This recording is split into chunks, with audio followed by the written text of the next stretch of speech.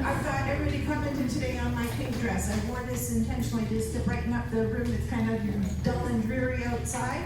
But we're happy to see you here. Some people have said, you know, the weather was a little bit of a deterrent, but we're glad that you made it today. Who's here for the first time, first session? A few? Warm welcome to you all. We hope to see you again. And welcome back to everybody who's been here in the past. Again, we truly appreciate your support and look forward to these presentations monthly, and you give us the encouragement to continue. So thank you so very much. For those of you who don't know me, my name is Marion Goard. I'm a real estate broker here in Burlington. I specialize in working with older adults, later in life moves. It's not so much about the move, it's more about the life transition and the things that people are going through when they're making a change later in life. It's not always the... They say that moving is one of the most stressful things that people do in their lifetime, and I can assure you that when you're at the age that we're at, that it's not as easy as you would like. And so I am here to offer services, support, and help, and also resources to help make those transitions a little easier. It's through my experiences and my journey with working in seniors real estate that I realized that there's need for sessions like this, and so we're happy again to be bringing these to you.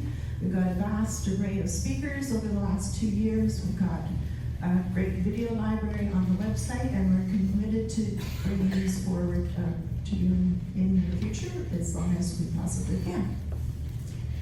I just wanted also to give a thank you and acknowledge the educational partners that helped to make this series possible. Without them, it would be difficult to facilitate and execute, and so we'll just let them introduce themselves. Please, Jerry. Hello. Hi, my name is Jerry Sia. I am the owner of Quality Care Burlington and Oakville. We are a local home care agency here in Burlington. And we have a very simple mission, is to help people age comfortably and safely at home. Thank you. Good afternoon, everyone. My name is Lisa Carver. I'm here representing Chartwell, Martha's Landing, which is downtown Burlington Lakeshore, and Chartwell Lakeshore, which is closer to Burlow. We work with wonderful realtors and partners like Jeanette to help people transition when they feel that retirement living is a fit. We have a wonderful guide here to help people who are thinking about retirement living. If you want to pick that up, it's helping you make the right choice for yourself. Hello, I'm Pamela Borthwick. I'm here representing Compassionate Care Collaborators. We are end-of-life doulas, and we provide advice and support for end-of-life issues. Everything from advanced care planning when you're healthy to mate companioning, as well as grief support after death. Hello, my name is Lori Meyer. I am with Parkland and Castor. We also have a retirement community with the full continuum of care, from retirement apartments all straight through to supportive lifestyle.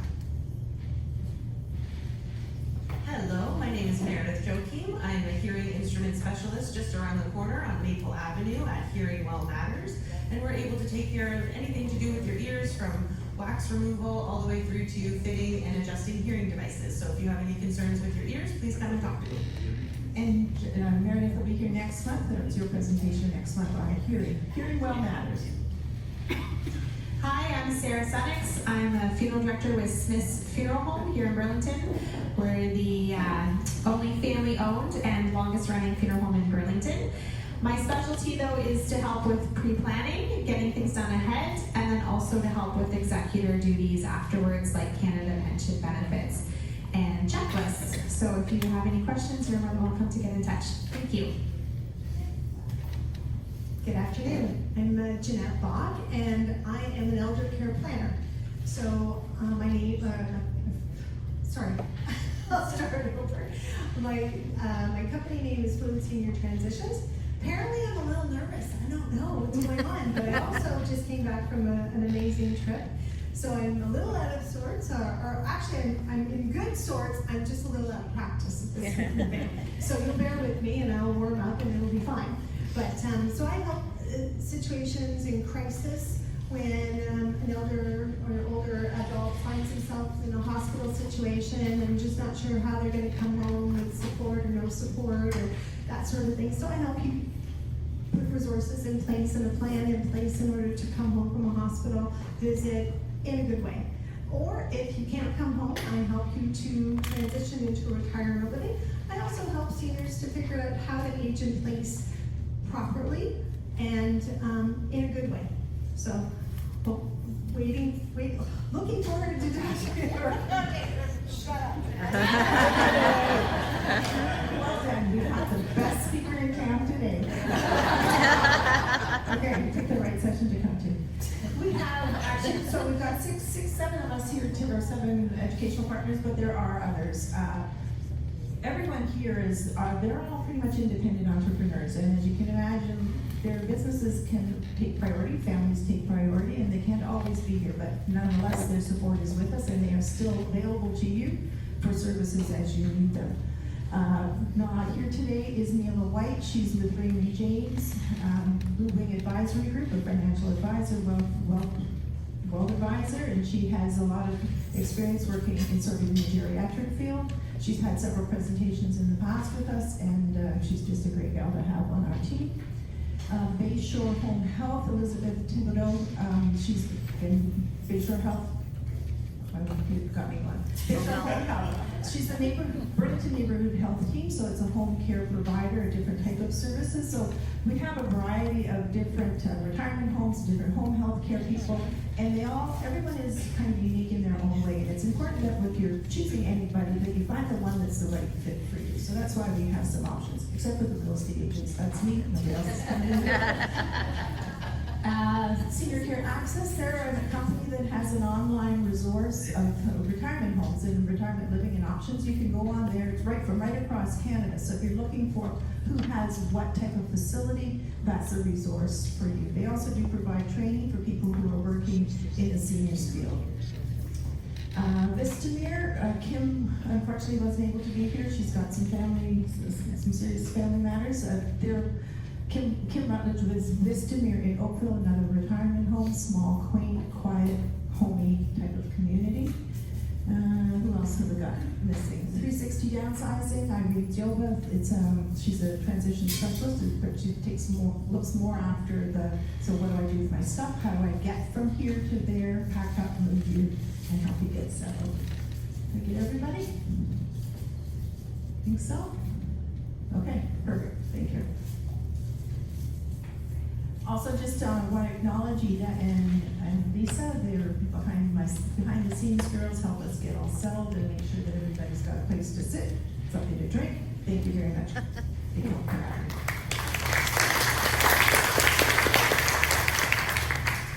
And just a few housekeeping items before we get started. Again, for the benefit of those who are new, everyone else has heard this 1,000 times. Please make sure that your phones are turned off or silent, just so we have as few disruptions as possible. If you have any, can you hear me at the back? Can you hear? All right. If you have any challenges with hearing, or if you'd like to move closer, there's a few spots up at the front still. You're welcome to get those. The parking is on the honor system. You're asked to pay $3 when you come in. If you haven't done that, if you're parking your car in the back, please do that on your way. They're honoring that for us, and they just ask that we honor it back. Questions? We will have a question and answer period at the end. You have notepads and pens that just so if anything comes to mind, just jot it down, and then at the end we'll have a more fulsome conversation so that we can all benefit from the questions that are being presented. I think that's it. Okay, so here we're going to welcome today Jeanette Bock. So Jeanette is here to talk about the ABCs of retirement homes. And it's a question, it was a topic actually that was requested by one of our attendees. And she said it's kind of like, if you're going to university, or if you're going from high school to university and you don't really know where to go, what to start, where to look, who's got what do I need to know, what are my options, all of those things.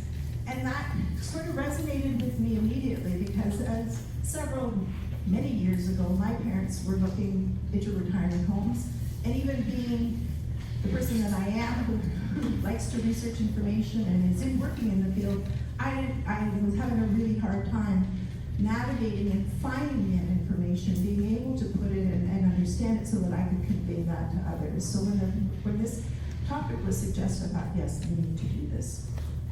So Jeanette Bock, and I've known Jeanette for many years now. She's, as she said, is the founder of Fluid Senior Transitions, I always get that wrong, a consultancy focused on helping seniors and their families navigate the challenges of aging. With over 30 years of experience in customer service and problem solving, Jeanette offers valuable expertise in guiding clients through various life decisions, such as aging in place, managing crises, or transitioning to new living arrangements. She ensures that clients are presented with all available options, empowering them to maintain control and dignity in their decisions.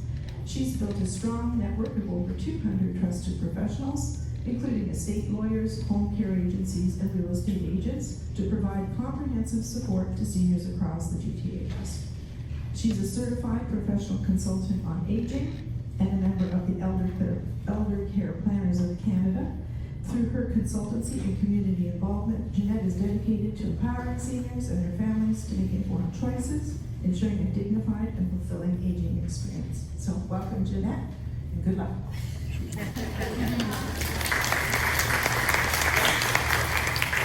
Thank you. And hopefully we'll get through this without too much of the word salad I was portraying earlier. So yes, thank you very much, Marion, for that lovely introduction. I am just coming back from an extended vacation, and I feel amazing, I have to say. So I would say that I got a bit of a taste of what retirement living might be later on in life. But so we're here today to talk about retirement living, and we're going to just really jump in. So this is just a little bit of an overview. We're going to understand retirement living options and the terms, because we use a lot of terms in retirement living, and I think we want to demystify those terms and just sort of put them out there so everybody understands what we're talking about if people use the short-term version versus the long-form version. And then a lot of people ask, when is the right time to move? Well, that looks different to everybody, but we'll get into that a little bit more. What levels of care are available out there? What are the costs for retirement living? What do you look for? And that's different for everybody. And booking a tour and questions to ask is one of the areas, and preparing for the transition. So I wanted to break it really down. I've done a lot of presentations on retirement living, but this time, this is a completely new presentation, just because I really wanted to break it down to the brass tacks. Really hope to answer all of your questions, and if I don't get to some, one of the areas that you're interested in or you have questions about, please save those for the end and we can discuss them then. So just to go through, these are a number of terms available. And so let's just go through. Assisted living we call it AL. Activities of daily living, ADLs, and those are to describe what care supports you might need in the future. So they include things like getting dressed in the morning, doing your personal hygiene, getting out of bed, choosing your clothes. It can also mean preparing meals, that sort of thing. So when we talk about what ADLs you might need, what assistance with ADLs you might need, it's really what supports do you need in a day to make yourself completely independent. Sounds kind of strange, but that's what they are. ISL is independent supportive living. So it means you're in an independent retirement living suite, and you can receive services to your suite. So those services might be a shower, assistance with a shower. It could mean you need some additional help with medication administration. So those are just two ideas of what independent supportive living might look like. There's other things, and we can get into that a little bit later. LTC, that's long-term care. Otherwise, other people will refer to it sometimes as a nursing home, but we use the term long-term care. and that is a government subsidized community. And there are restrictions on who gets in and when they get in. We'll talk about that a little bit later as well. ML is memory living in the early stages of dementia. And then there's memory care. So most people will refer to one or the other. Not usually will you see both. PSW support, so that's a personal worker, a personal support worker. And RL, retirement living, RHRA is the governing body of retirement homes. Here we go, fun. Has everyone got all of those? Yeah, you remember them now? All right. So when we're talking about retirement living, it can look a little different. It's not just retirement living. So I wanted to mention life lease. So you might know of Hearthstone in Burlington. That's a life lease. So you pay life lease, and Marion can hop in here, but traditionally it was more of a charitable entity that was providing you a location or a unit within a community that you would pay one time for. So like a condo, except for you pay less in some scenarios. There's actually 3 different kinds of options, or ones that I found, is market value model, a fixed value model, or a declining or zero balance model.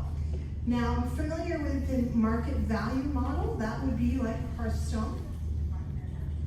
Oh, sorry? Maranatha is the other one. That's more. Yeah, that is the one that is a Christian church started kind of it in Burlington, but Hearthstone would be, is that a life lease? Oh, goodness. I'm sorry. We're gonna talk.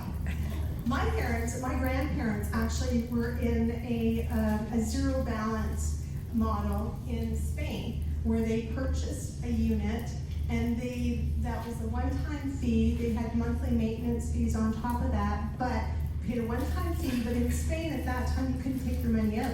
So they paid one time, they had their unit, and it didn't include any care or restaurant meals, but you could purchase those additionally on top of. And what that meant was when my grandmother passed away, when both of them had passed away, they did not get anything back for that unit. So that would be the zero balance, or the zero balance model.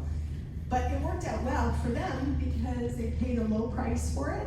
They lived there, ended up living there for probably 15 years, and they couldn't get their money out of Spain anyways. So it was the perfect solution for them.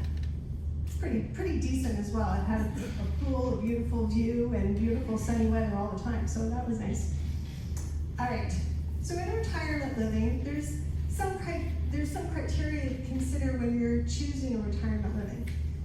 So age, I say, is because if you're of a younger age and you're starting to see some challenges other than maybe you need some more socialization, or you just want activities and things like that in your life, so you could be coming into retirement living at 75. You're going to maybe look for something different at 75 than you're looking for at 85 or 90 when you move into retirement living. So that's why I put age as one of the things you might consider.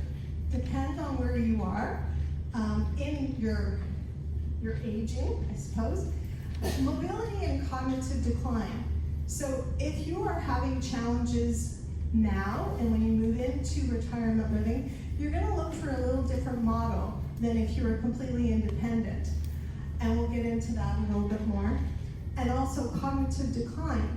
So when you're starting to see a noticeable difference, or you've had a diagnosis of a form of dementia, then you may be able to continue along independently for quite some time, but needing additional support services, and eventually potentially needing a memory living location or unit within retirement living.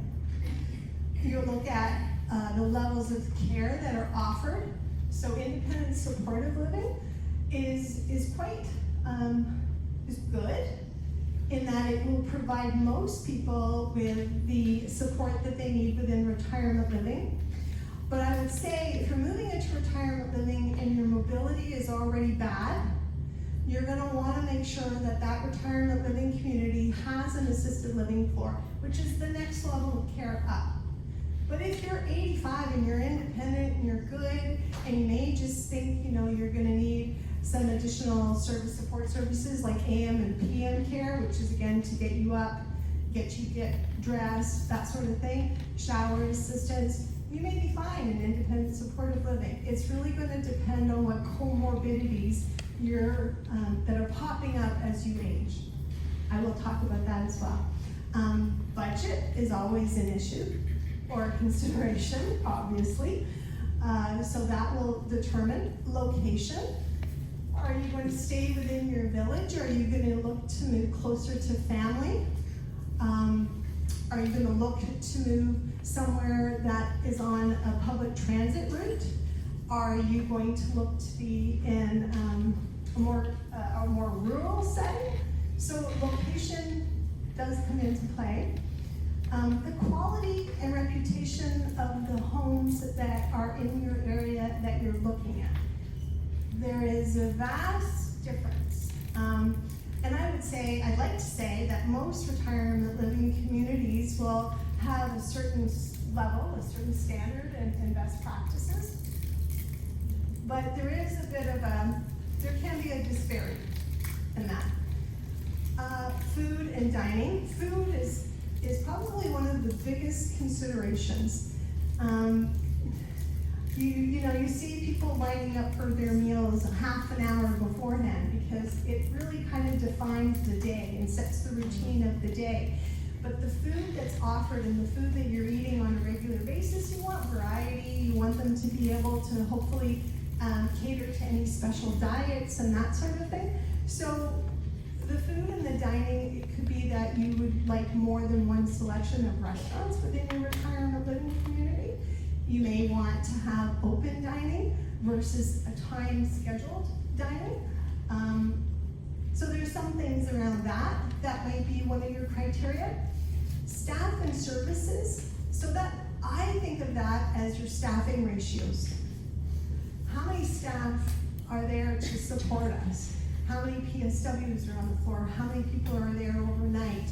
What sort of additional support services are they providing within that retirement living home? And what sort of,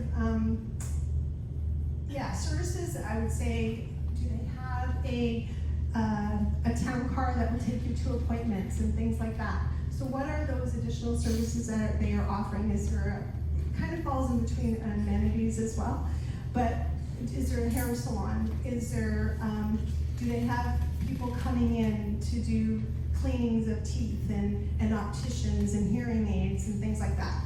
So that's something to consider. Accommodations, obviously, many places will offer studios, one bedroom plus den, 2 bedrooms. They all come in different sizes, obviously, and configurations.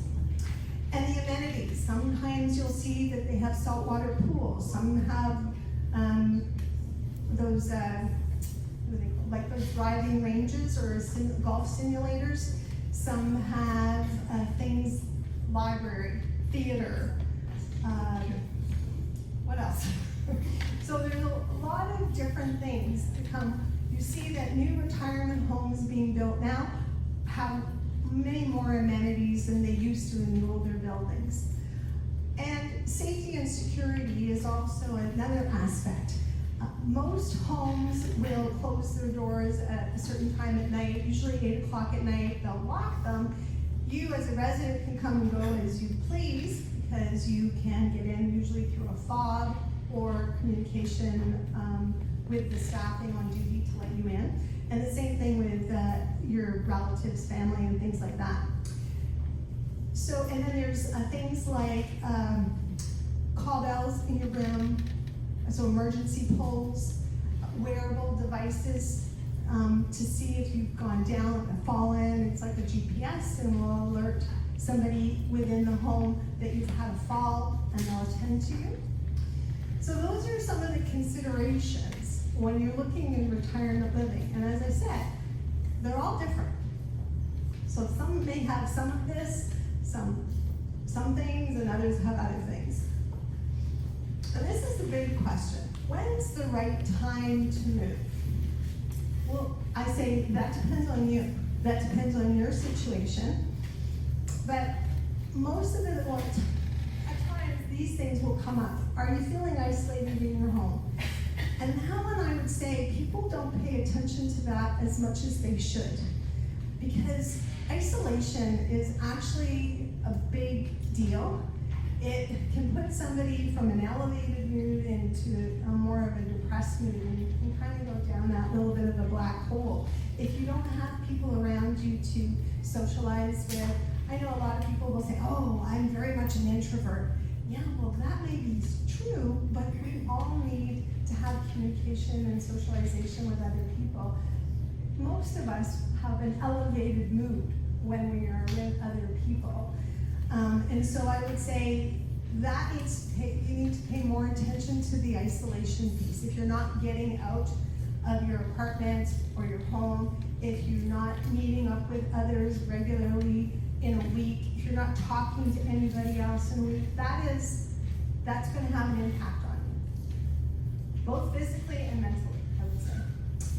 Are you feeling overwhelmed with daily tasks? So if you're living in a home and trying to keep up the home after a spouse has passed away, and you're finding it to be too much, and you're getting overwhelmed with who's going to change my light bulb, who's going to clear out my gutters. Yes, you can hire people to do all of those things, but what if you just have to move a piece of furniture and you have to wait to find a neighbor or somebody else to help you? So that can create a feeling of being overwhelmed. If you think, oh, I've got to go grocery shopping. Oh, I don't know what I even want to make for dinner. I think all of us experience that, but it can get a bit much after a while. And then you're eating alone as well. So I'll just leave that with you. Do you need assistance with activities of daily living? So those are those ADLs we're talking about. Do you need support? Do you need assistance for showering? Yes, Home and Community Care Support Services, or Ontario Home Health is the new name for it. Yes, they will come in and they will help you with those things, but if you're finding that you need more support in the house or more eyes on, that sort of thing, that's what we're talking about here. Do you need assistance with activities of daily living?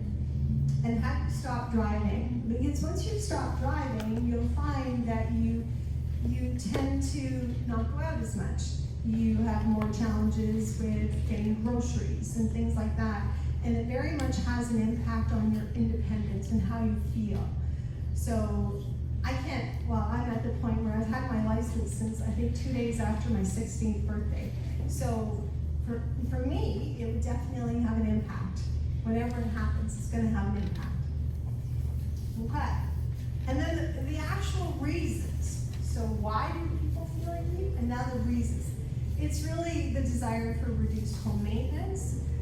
And in some cases, just even if you're in a condo, it's that taking the elevator up with all your groceries, and it's getting through the parking lot in the winter. It's a lot of different things like that. Social engagement. So I go back to that piece about the isolation. Well, this is the exact. You're looking for social engagement to add some life to your life. So to add some fun, to add some laughs. It's harder to do that on your own, for some. Safety and security. And then access to support services. So that goes back to care services and support.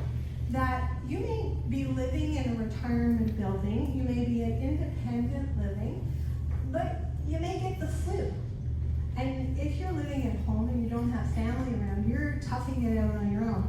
In retirement living, there's people that can bring you your meals and attend, nurse to come up and check your vital signs.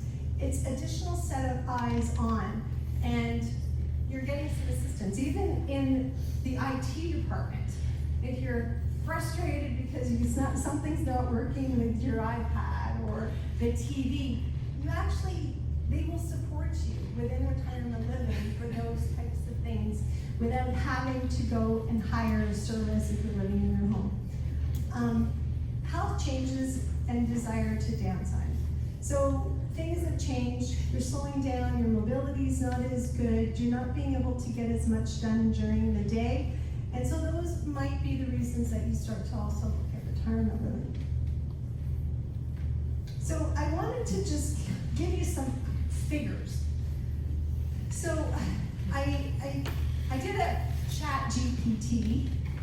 Does everybody know that? It's basically AI. So I went out and I wanted to know what is the average cost in Ontario for a studio, a 1-bedroom, a memory living studio, so that's the higher assisted living, memory living is a specialized area, as is assisted living.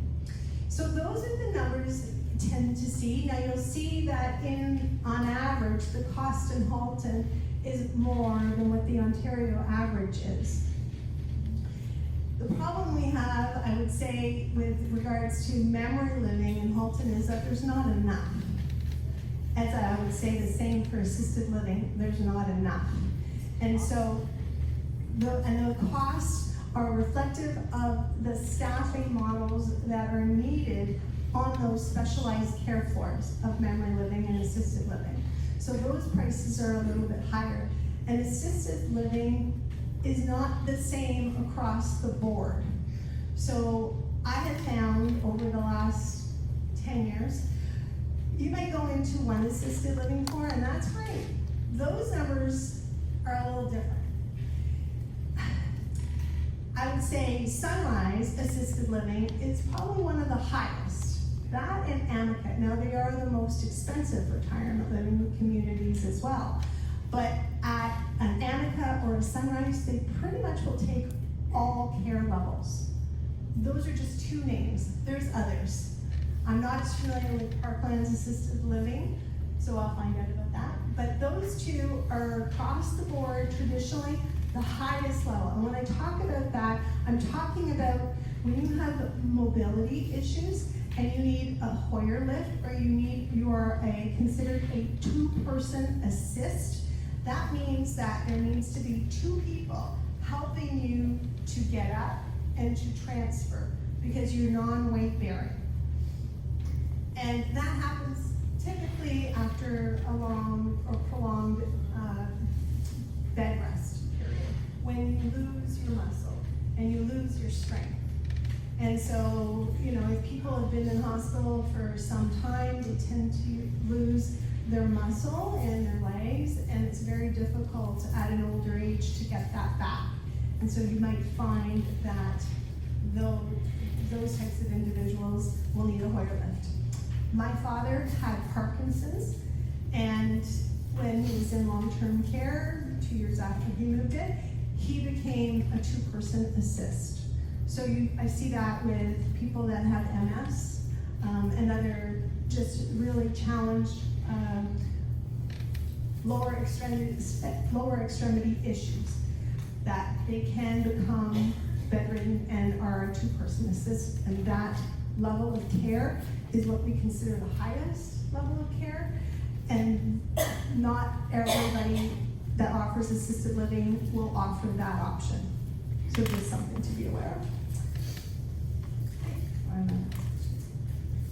All right, so why should you book a tour of a prospective homes?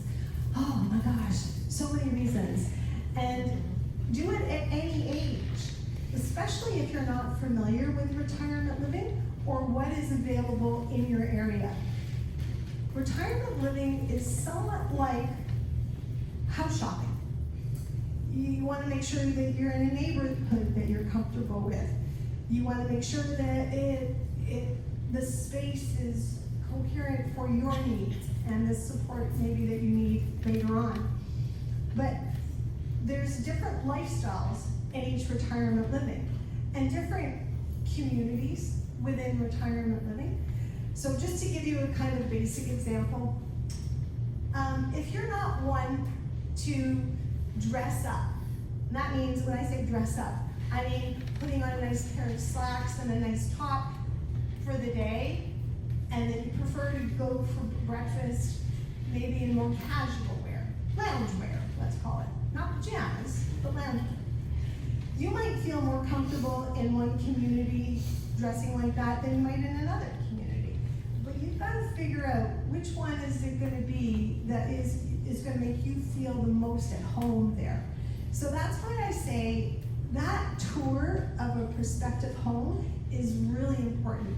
And if you can go to a retirement living community and have lunch on them, love it, even better. Because then you can sit in the dining room, you can sort of scan to see who's in the dining room and figure out, are these my people? Do I feel like I have things in common with these people? What level of care is the average resident requiring? So if you're somebody that's super, super independent, I hear this all the time, oh, there are so many walkers, you know? Well, that's a good thing in my mind, because more and more people or more and more doctors are actually recommending a walker to make sure you stay upright. So I think that's actually a good thing. But you need to kind of figure out, is this the community I like? Is the decor the way I like it? Do the amenities that they are offering, do they meet my needs, or do I need that saltwater pool? Because I don't swim, so I don't need that, but you need to recognize you're going to be paying for that in your fees, okay? So you wanted to see, yes, the environment. Is it updated? Is it well maintained? Does it look good? Is it worthwhile? Like sometimes I go into retirement homes and I wonder, well, what is that room for exactly? Because nobody's in it, nobody's using it. So, and meet the staff and the residents. What kind of a vibe are you getting from them? Are you feeling like everybody's smiling and enjoying themselves, or they're, kind of cranky people? But you'll meet a variety of people within the home, and you kind of have to get the idea of whether or not it seems right to you. And I can't determine that. I usually will meet with my clients, get to understand what their lifestyle currently is, what the type of person that they are. Are they somebody that likes to be active and doing activities all the time, or are they a little bit more relaxed and prefer a library and a good book? That type of thing, because you're going to see things a little differently. And then you're going to evaluate the services and the amenities. As I mentioned, do you swim? Do you need the pool? If you don't need the pool, maybe it's not a big deal. Maybe the other home that you saw that didn't have the pool was a little bit less in cost, but offered more of a library situation or some really good monthly speakers like historians and things like that might interest you. So take a look at what activities and amenities that they offer, and does it make sense for you? And ask personalized questions. So if you have a special diet, you're gluten-free, dairy-free, you want to ask them, do you cater to those special diets? And you have to ask the question, because you shouldn't assume that they will. Not everybody does. And some do it better than others.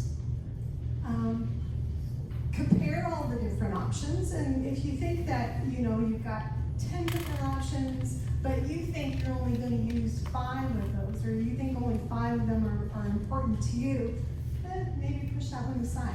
Maybe that's not the one for you. So again, we're talking about lifestyle and the community. When I talk about community, I'm talking about the people. Do you love to play bridge? Is there a bridge group? Is there an area or a feeling that people are really getting along and they're doing things together and they really show up for the activities? And is that the type of community that you want to be in? Those things are really important. And then that will basically help you make a confident decision. If you kind of gone through all of those, I also did provide a checklist for retirement living to everybody. Just as questions or things to think about when you are touring retirement living. All right, so this is always the question I get asked, well, what's included? What's included typically in retirement living? Well, most times you get the 3 meals a day, snacks and non-alcoholic beverages. Sometimes they'll offer happy hour and you get a free glass of wine. But the 3 meals a day could be 3 hot meals, including breakfast, could be hot, eggs, French toast, pancakes, or it could be a continental breakfast. And it may be okay if it was a continental breakfast because you're not somebody that wants to go to the dining room for breakfast. Not interested in starting your morning that way and prefer to be in your room. That's fine. But you should know what is included in the cost. But normally it's 3 meals a day, whether it's a hot breakfast or a continental breakfast. Those are the things that can be different. Is there a nurse on site 24/7? You may not think that's important, but it's really important. A lot of things happen at night. Emergency call systems, that's what I was talking about. There's usually one beside the bed and in the bathroom. These are the 2 most popular places for challenges, I'll say, or incidents. Weekly housekeeping and linen wash and change. So what I mean by that is that they'll come in once a week. The housekeeping staff will come in once a week to tidy your suite, vacuum it, dust it to a certain extent, and take the garbage out. They'll take the linens off of the bed, and they'll take your towels and your linens, and they'll wash them and return them. They will also remake your bed so that you don't have to do that. And so those things are taken care of once a week. You can typically add on personal laundry for a cost, okay? But that would be an additional cost. And then activities and exercise programs are always offered. And they will have things like bingo, they'll have trivia sometimes. When I worked in retirement living, we had an amazing historian that would come and she would dress up in period costumes and do really lively presentations. And it was actually one of the things that I used to stay till 7 o'clock at night just to be part of it and listen to it because she did such a great job. So those things are important. It's part of the exercise, and we'll often do more about fall prevention. So seated exercises, working on your core strength to hopefully improve your balance. So that's what's generally included. What's not included are any personal care supports. So things like medication administration.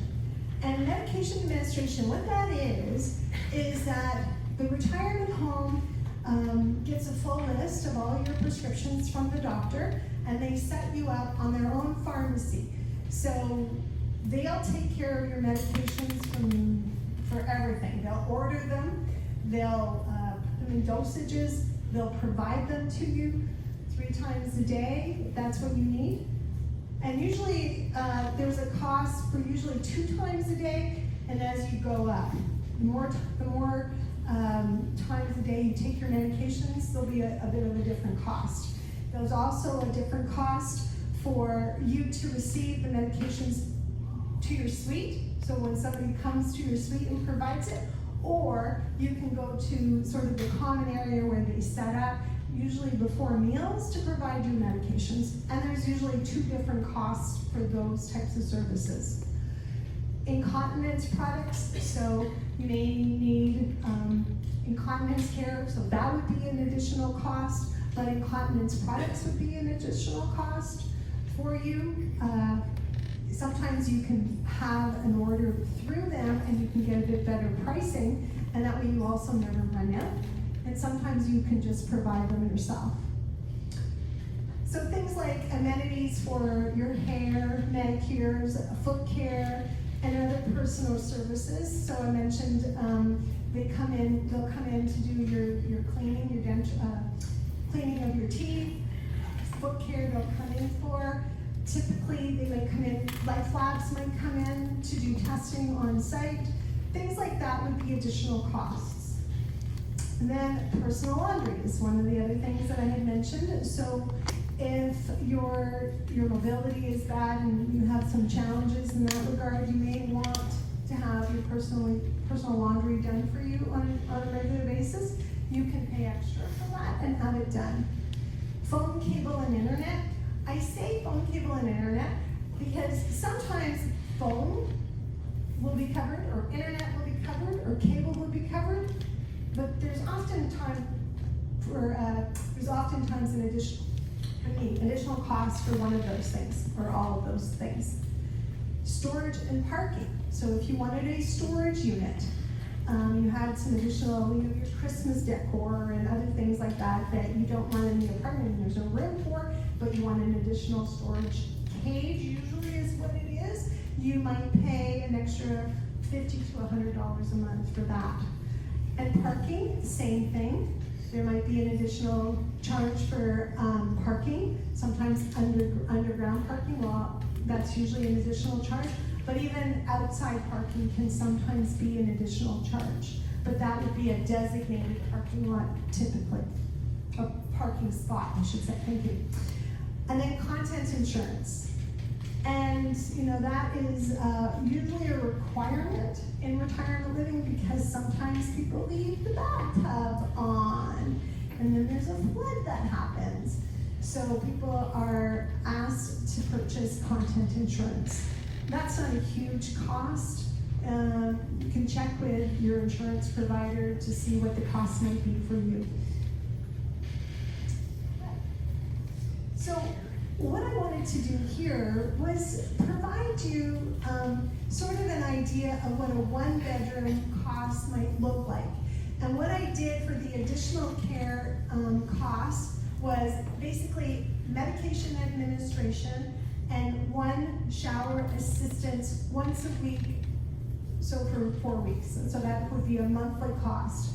Just so you could see where the different costs are, and it might surprise you as well.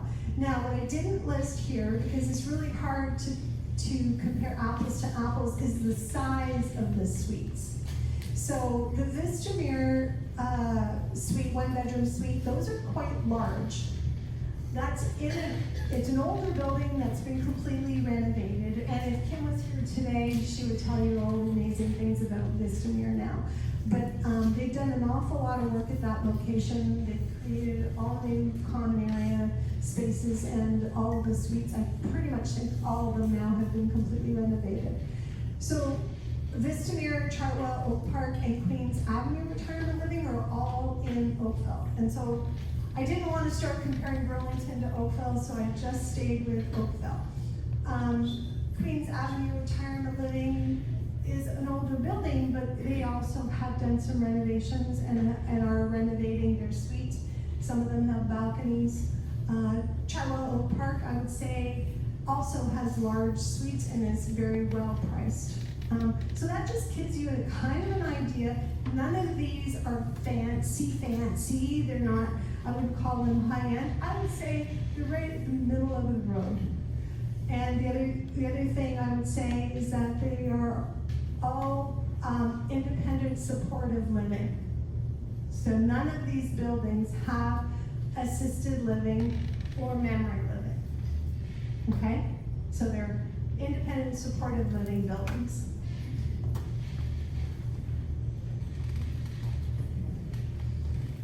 All right. So these are some of the things we never talk about.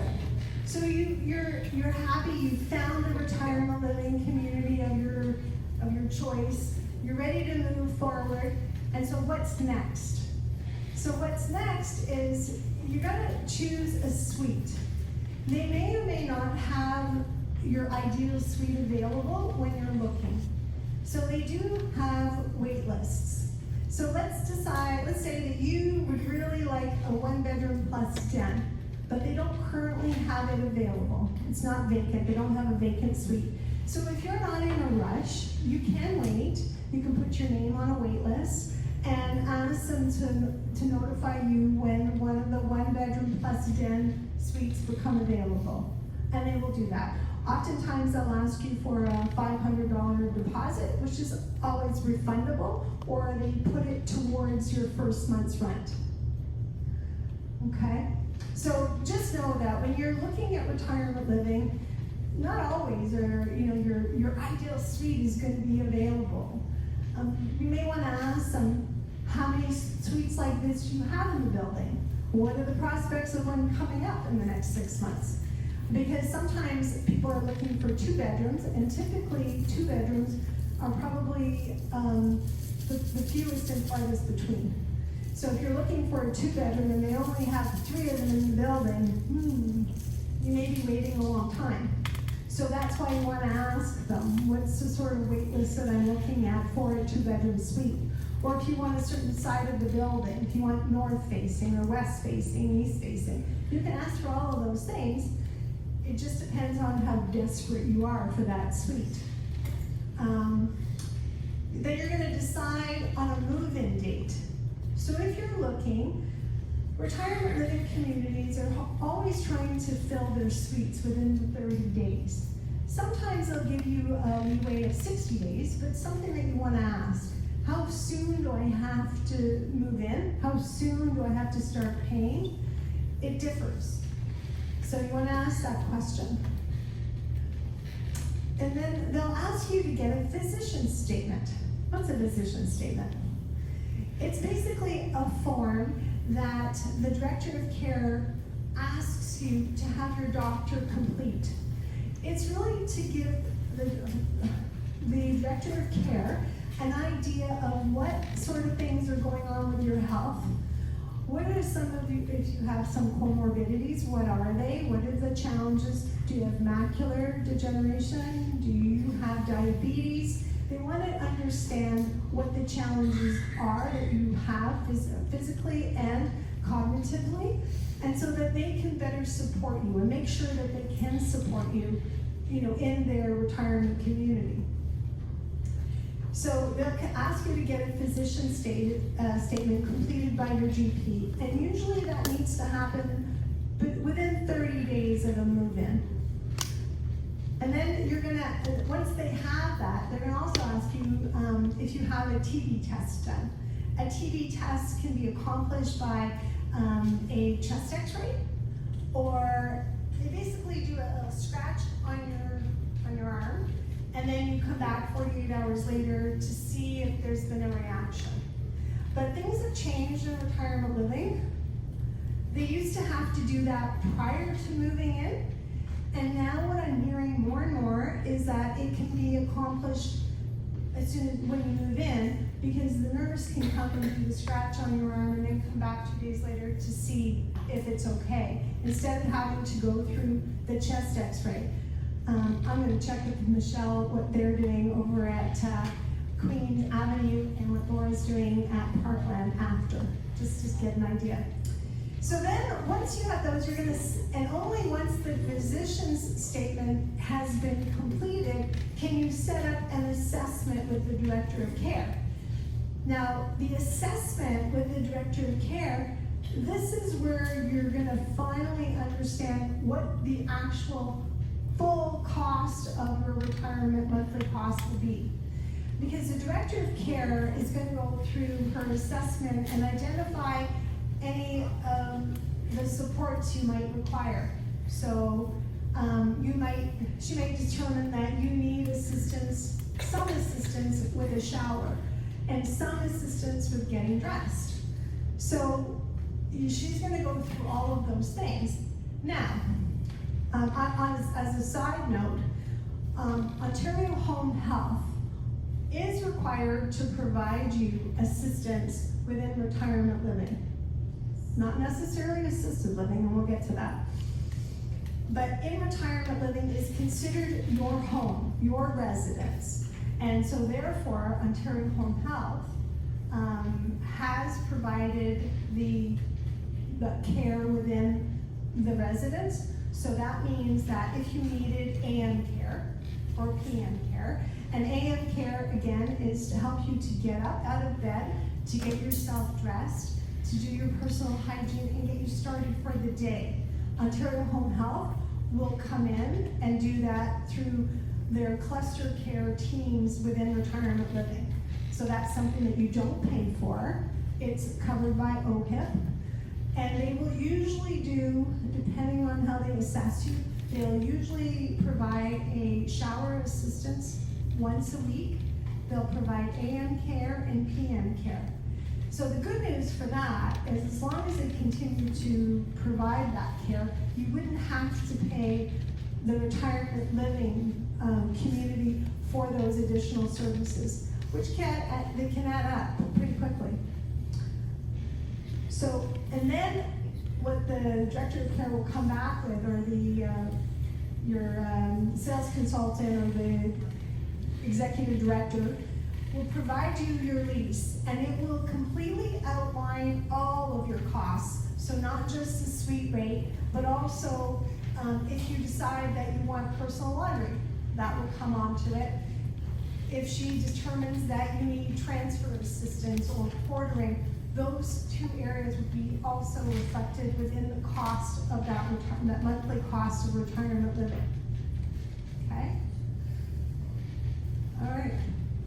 Anyway, I'm gonna ask for questions, but I'm gonna wait. All right, and then what's that? Cold. So some of the services that you may need in order to get this moving. You may not have a clue where you want to be, and maybe you're moving to an area that you're not familiar with because you're moving closer to family. It might be a good idea to hire someone like myself, an elder care planner that knows the retirement living communities in your area, understands what levels of care that they can successfully provide, and some more information about the community itself and the lifestyle offered within that community. You may also need a real estate agent to sell your existing home. That's where I met Marion. And then you may, and I would suggest that you may use a downsizer or a mover. Downsizers are amazing people.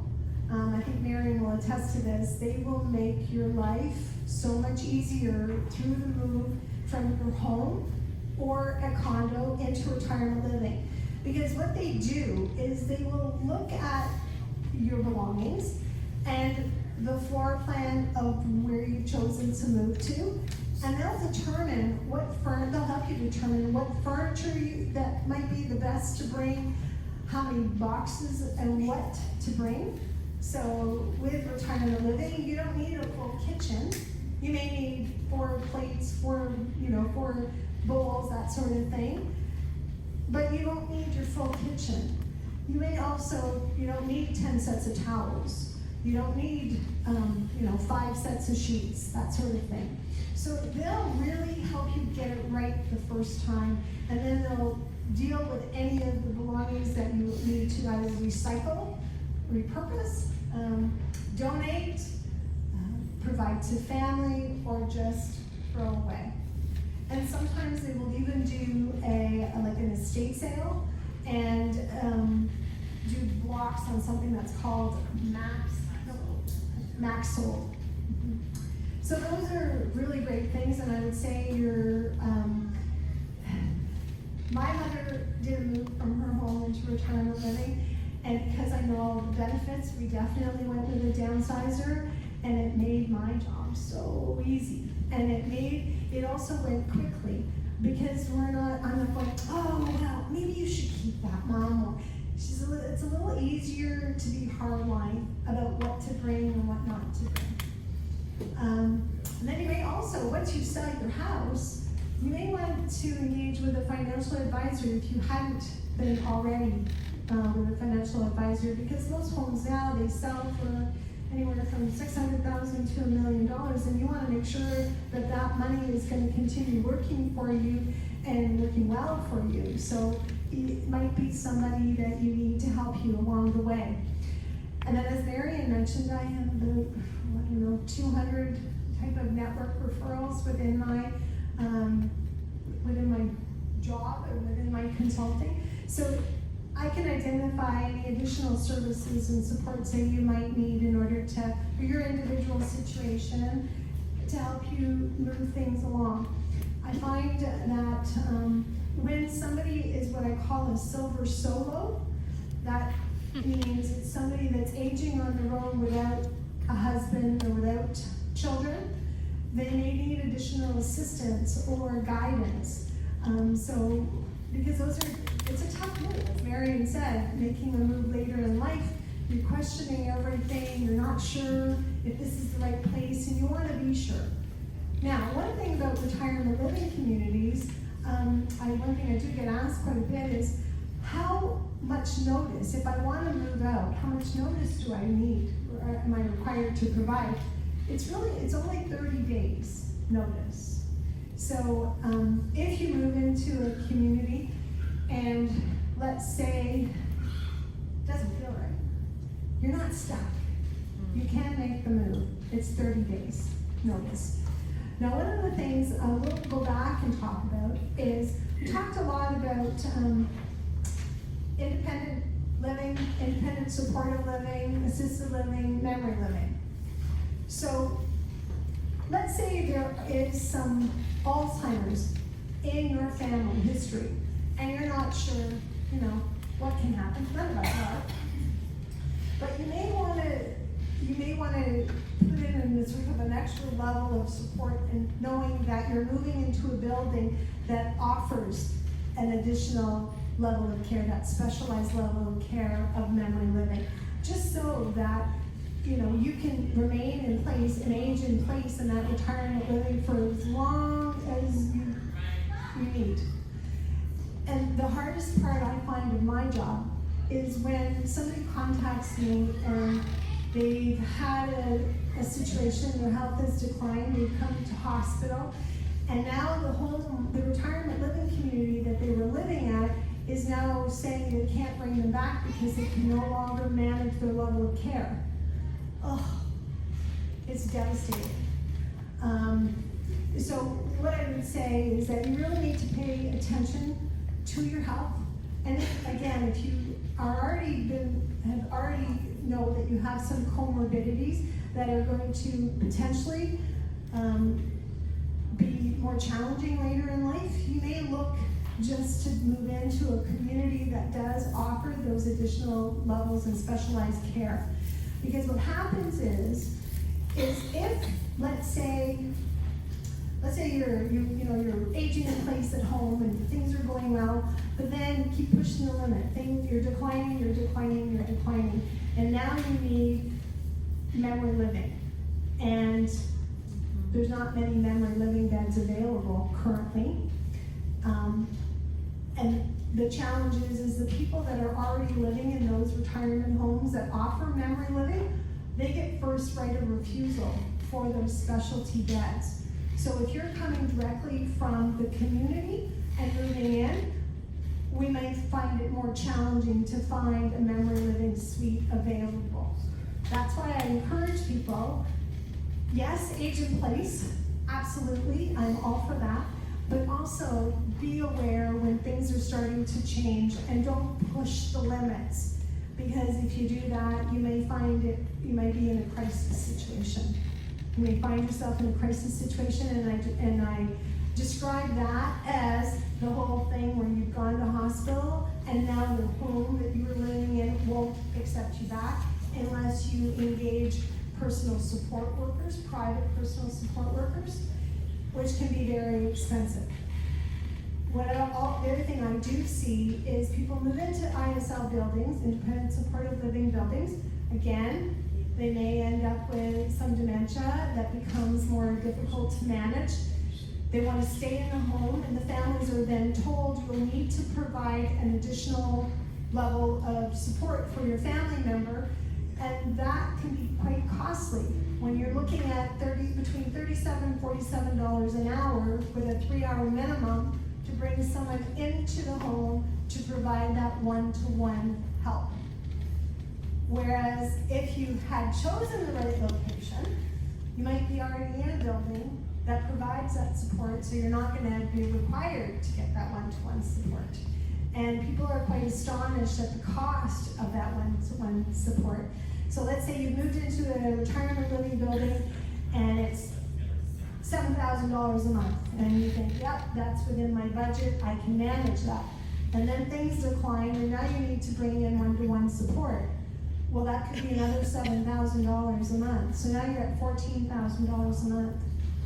And you would have been probably managed quite nicely at a little bit higher cost, but maybe not as high as the $14,000 that you're now paying. So it's a cautionary tale, I would just say. All right. That's it. Did I forget anything? No? Any questions? Come on, you guys, okay. Well, thanks, Sarah.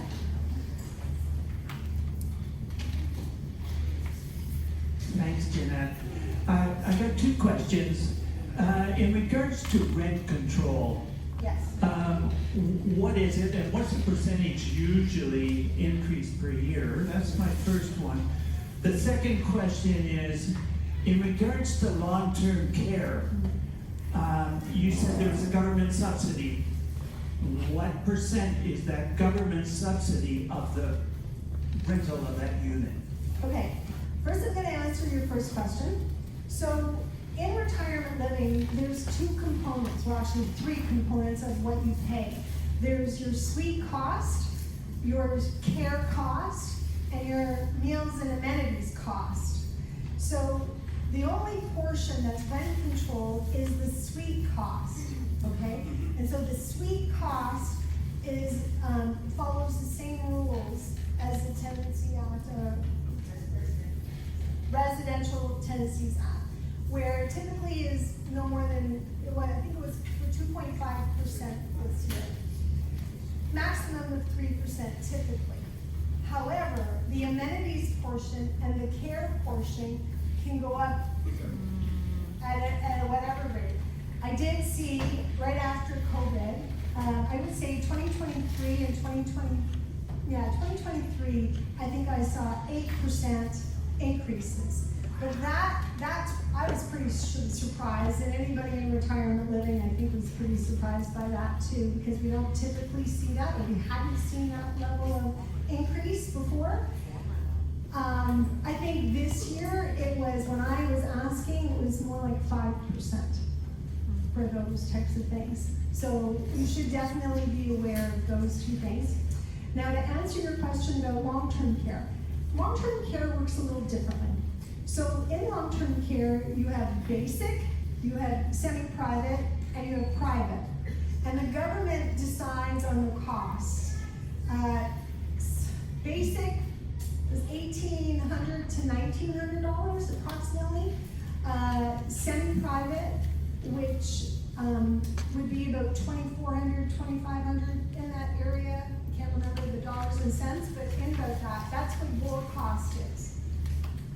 What would the overall rent be? Well, it really depends on how much care that you're getting and that sort of thing. So it doesn't work the same way. Yeah. But private cost would be $2,800 approximately, and semi-private. Let me explain that. So my father was in semi-private in long-term care, and what that meant was that he had his own private room, but he shared the bathroom with his male neighbor. So it was like that more. It used to be, the basic would be four beds to a room, more like a ward room, but during COVID, they tore those apart. So I haven't seen too many that are ward rooms now. But the other thing you should know about retirement and long-term care, if you can't afford even the $1,800, there is a way to request assistance. So there is supplementary, and what they'll do is they'll never take everything, but they usually give you about $100 of incidentals every month that you can have, so you're not completely out. Okay? Yeah. That brings up my question. Even though you can save forever, and you're financially set, what on earth happens if you run out of money and you live with your regular retirement home? the dreaded question. Yeah, so her question is what happens if you run out of money in retirement? You think you have all the money in the world? That's a good question. It used to be, and they say that it's not, but I question it somewhat. It used to be that their long-term care crisis could include financial challenges. They say no, that does not. But the reality is that they won't let you be homeless either if your care needs are, extraordinary. They will push on family members. I'm seeing more of it now to take over your care. But yeah, it is a concern. I don't have any good answer to that one right now, I'm afraid. Yes, you talked about the Ontario Health. Yes. So if you're in a retirement home. Yes. And then you found you need extra care later on, you were talking about it adding extra costs, but if you have to qualify for the Ontario Health, and then they could reassess you even at a later date, right? Yeah, the reality is Ontario Home Health, the care that I see them providing is these three things: a shower assistance, AM care, and PM care. 3 visits maximum in a day. So they would not be doing your transfer assistance, your portering, your incontinence care, your medication administration. They would not be doing that. So anything outside of your AM, PM care, and shower assistance, any additional care that you need would be a paid service within private retirement living. Oh, palliative care is different, yeah. So if you were palliative, the Ontario Home Health or OHIP would cover that care model to a certain degree, and depending on what phase you're in palliative care. Yes.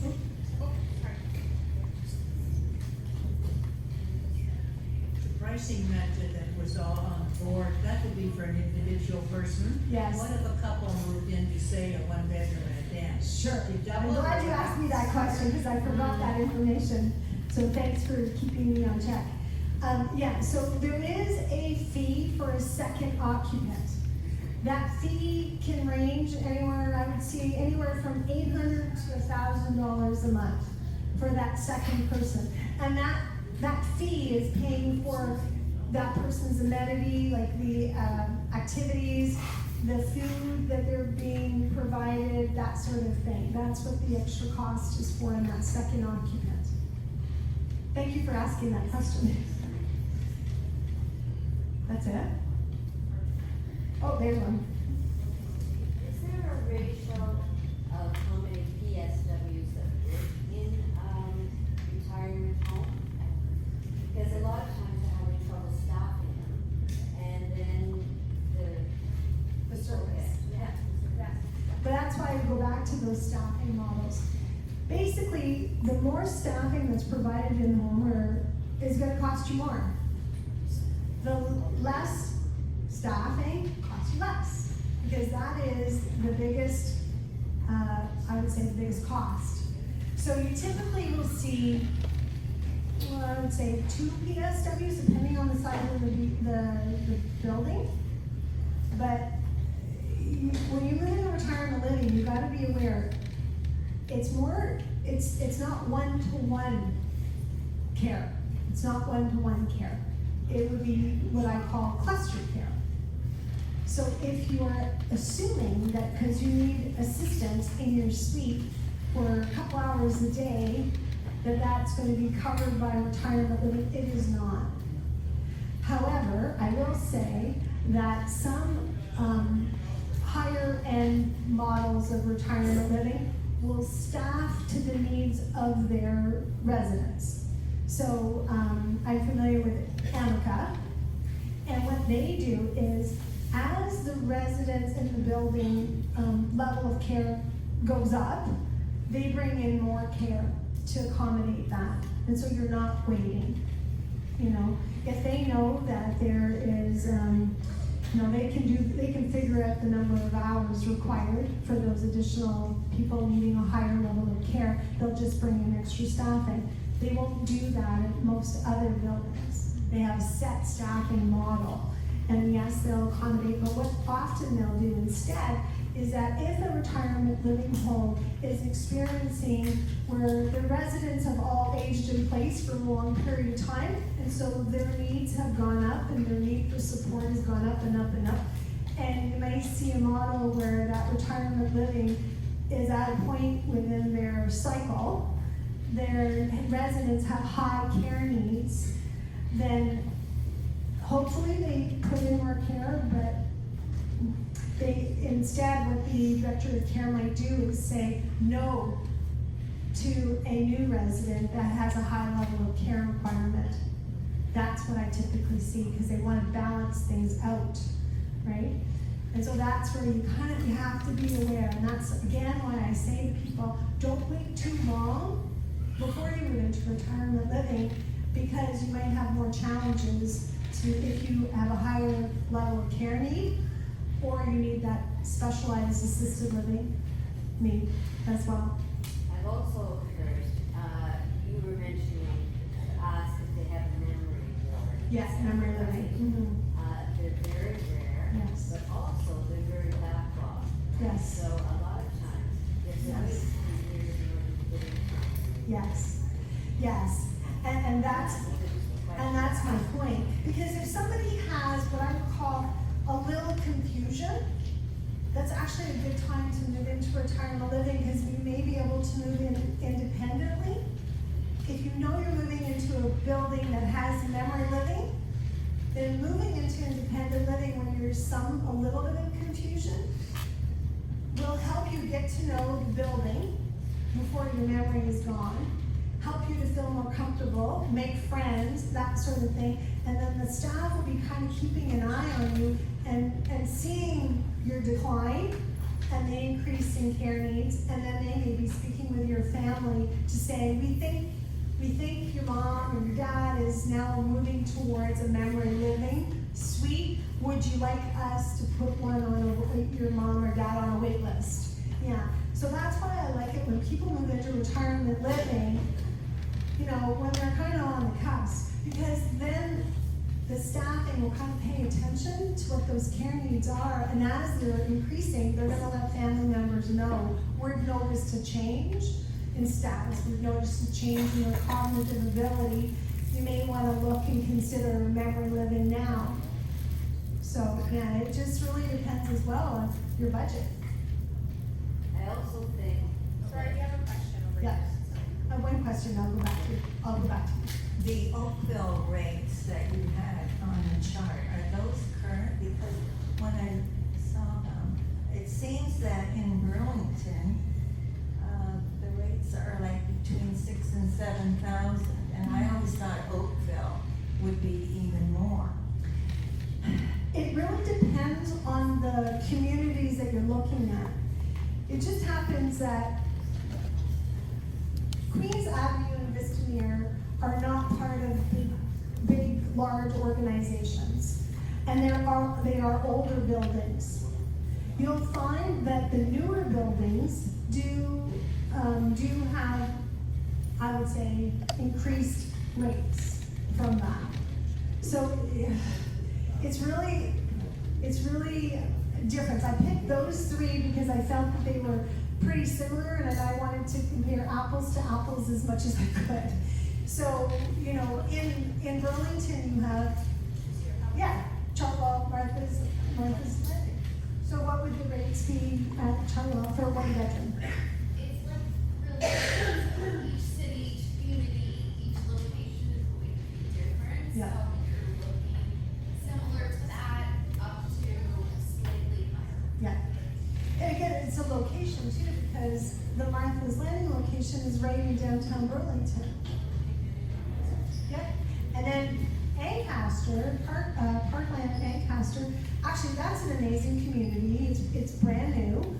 They have all levels of specialty care, so memory living and assisted living. They also offer independent supportive living and independent apartments. So you could move into one of their independent apartments, have the ability to use some of their facilities, all of it, okay, there you go. And then just progress and age in place in the same community as things progress. So you may end up being okay in independent supportive living for most of your journey. It'll be fine. So I love those type of communities where literally you can manage all of your needs. You know, it's just a question of budget. Oh, one more here. The couple of retirement homes that we've looked at, it's 3 meals a day, take it or leave it. I don't need somebody to put my cereal in the bowl or make a sandwich at lunchtime.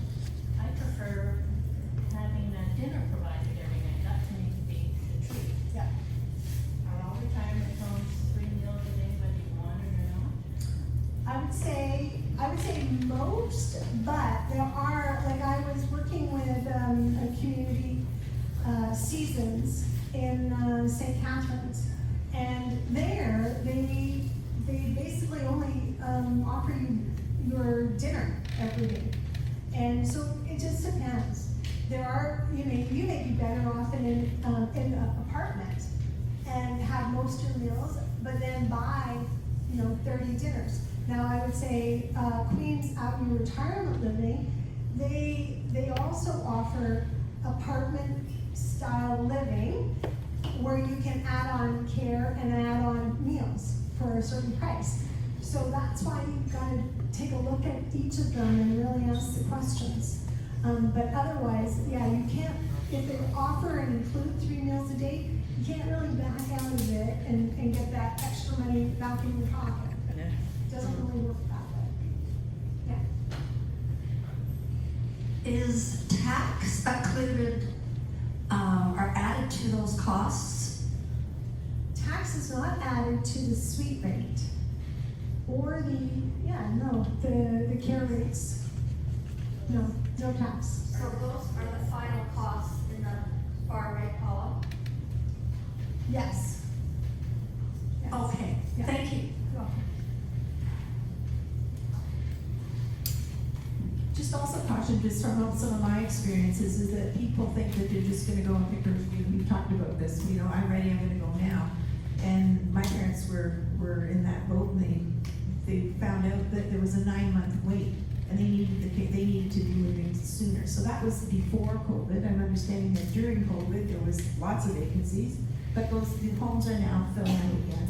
So there are wait lists, and a couple of my clients are finding that they're not able to get to go where they've chosen to go at the time frame they want to go. So sometimes there may be some concessions. You may need to take a space that's available and you're not quite ready. Actually, and to that point, if you decided on a retirement living location and you're committed to that, but they don't have the suite that you ultimately want, a lot of people will move in, and then the community will do an internal move once that new suite becomes available. If you've identified that I would really love, on the south side or the west side, a 1-bedroom plus den, or we don't have anything available, but we can put you down for the first available one that becomes, vacant. And that works out well as well. Now, of course, yes, you have to do an internal move, but ultimately, if you want the suite that you want, it might be the way to go. And there's no penalty, again, for that. I find that people will typically move in, especially, so what I find is that men are quite happy to move into a studio if they're on their own. A woman, more likely to want a 1-bedroom, have that separation of space. But then what I find is that once people are starting to decline and have mobility issues or cognitive issues, many of them do want to reduce the size of their suite to potentially a studio. And that is a good strategy to manage costs as you're declining and your care needs are going up, but you don't need the same amount of space that you once had. It's a good idea to potentially look at that studio apartment or studio space instead of the one bedroom. And again, you know, you can get studios for 250 square feet, or you can get studios for 450 square feet. You know, one bedrooms I've seen 450 square feet. So it's really about how you feel you're going to use the space. But I tell people all the time, remember that your suite is your bedroom. Just think of it that way, because the common area, that's your living room space. That's where you're hopefully going to spend the majority of your day, because we don't want you to be in your suite. You're not getting any of the benefits of retirement living if you're sitting in your suite. Get out. Participate in the activities. Have a good laugh. You know, join the entertainment that's going on. Many retirement livings bring in great guest speakers, like I said, or entertainment, and they have that weekly. Participating. Get what you're putting, like, you will get more out of your experience in retirement living the more you participate. And the days will go by like that. It's funny because when my mom first moved into retirement living, we went from her calling me 5 times a day to not being able to reach her. I was like, Mom, are you ever in your room? Sure, at night, Jeanette, after dinner. Okay. So it was a great experience, and I definitely know for sure in my experience with my mom, it has really lengthened her life, I think, and her joy. Can't hear you. My question is that, have you ever had a couple or somebody who was in a care home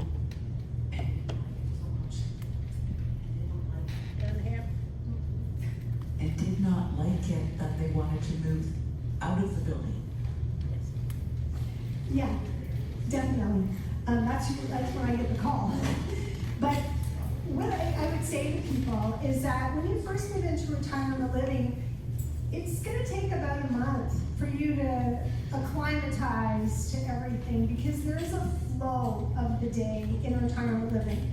And what I would say is that it takes a little bit to get used to, because now you've got set meal times potentially. Some do all-day dining now, but some still do like a 2-seating time frame. So lunch may be at 11:30, or it could be at 1. Dinner might be at 4:30 or 6. So, you know, you may not be used to eating at 4:30 in the afternoon. You may not be used to doing these types of things. So there is a flow of the day, and but you know, you don't have to have all your meals in the dining room. You can still order out and bring food in if that's what you like, or use the private dining room to eat dinner with your family members. Yeah. If you go away on holiday for a month, for instance, is there any reduction ever? A month, I would say no. Sometimes happens is that if you go to hospital and you're away from the home for a prolonged period of time, your loved one might ask that you're only charged the care portion, or sorry, not the care, the suite rate, and see if you can negotiate. Well, you're obviously not getting care because you're not there. You're not eating meals. So I have advocated for that when I had a client that had been absent from the home for 6 months. And we were successful in negotiating a reduced rate. But it's not assumed that you're going to get it. You have to ask for it. You negotiate. Yeah. One last question. We're ready.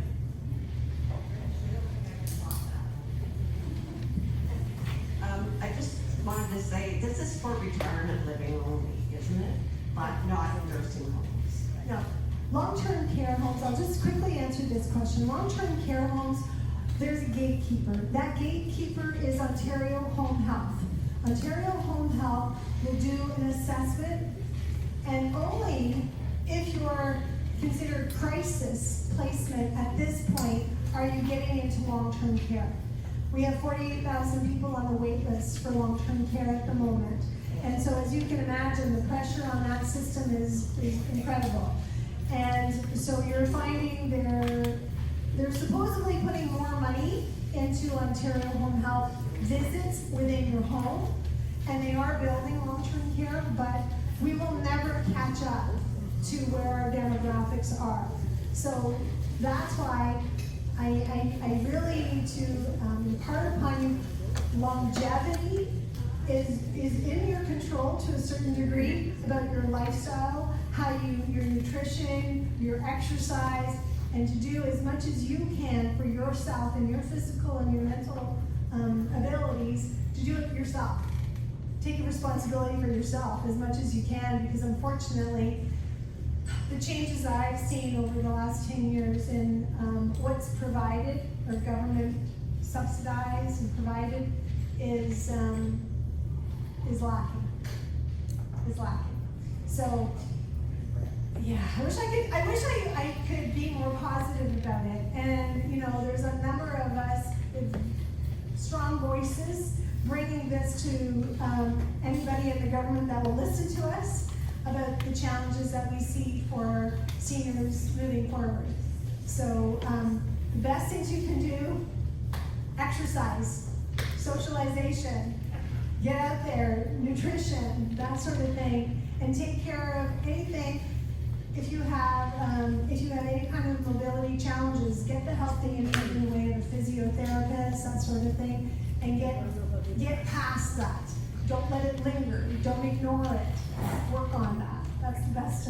It's the best thing I can do right now. Thank you. Okay. Thank you very much, Jeanette. That's very insightful.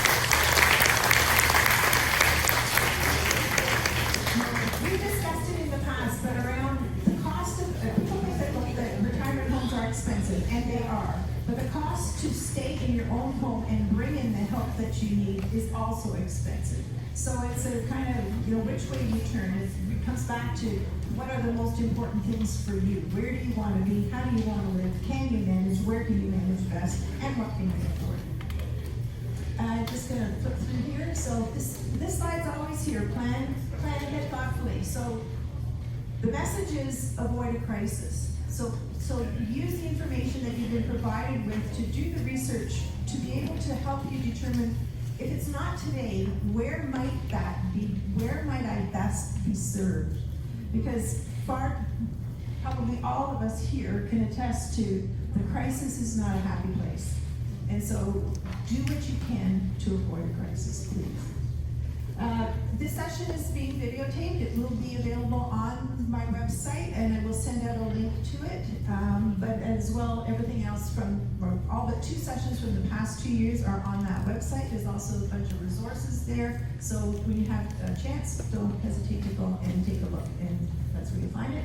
Once again, I'm just whipping through this quickly because we're over time, but thank you again to all our educational partners. If you haven't had a chance to speak with them in the past, please do. They are here for your well-being and to help you when the time is right for you. Next session is Wednesday, always the second Wednesday of the month, always here, 1:30 to 3 p.m. The next session is on August the 10th, and Marion will be presenting on hearing. Please register if you haven't done so already. And just before you go, please make sure that you do fill out the evaluations. One of the questions this time is we're going to be starting planning sessions for 2026. So your input is valuable, but you want to have addressed. We'd be happy to accommodate those requests and build it into our schedule. But thank you very much. I hope you had a good afternoon and you come